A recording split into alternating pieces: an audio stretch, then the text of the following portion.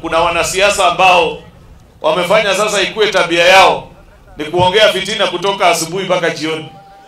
Wanaongozwa na ule mtu ambaye tulifukuza, anaitwa ule mzee wa Munyoro. Na mimi nimeambia watu, huyo mzee nimemsikiza mpaka mimi naona sasa pale amefika, afadhali awekwe kwa gari apelekwe hospitali aangaliwe kichwa. Ile maneno ambaye anaongea mzee ambaye ameserve kama deputy president, hata kama ni miaka 2 peke yake, hawezi kuwa anaongea maneno ya upuzi na utoto kama ile Rigathi Gachagua anaongea kila Jumapili.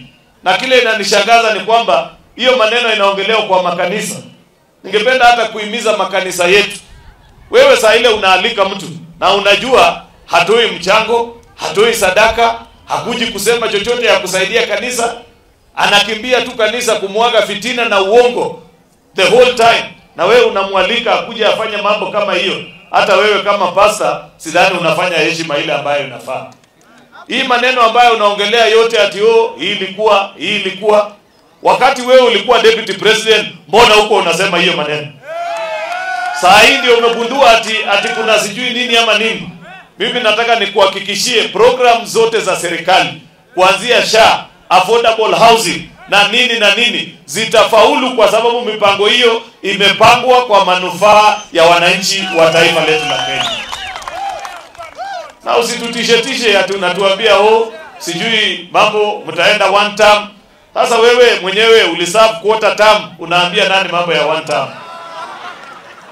Hiyo vitisho yako baridi peleka huko. Na unajua nimeangalia mpaka nimeambia rais. Karibu wengine tunaambia rais, kama wale unashindana nao ni hawa akina Kalonzo, Wajakoya, wa Munyoro, Eunice wa Malwa, sijui nani na Wakora, hiyo race hata mimi peke yangu hawawezani na mimi. Wajana na maneno ya rais, asipoteze nafasi kujibizana watu kama wale.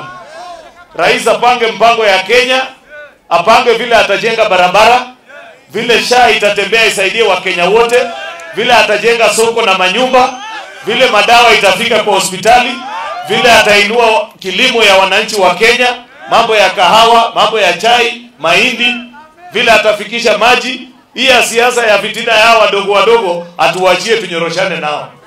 Sababu wale hata sio size yake. Hata mimi sifikiri hao ni size yangu.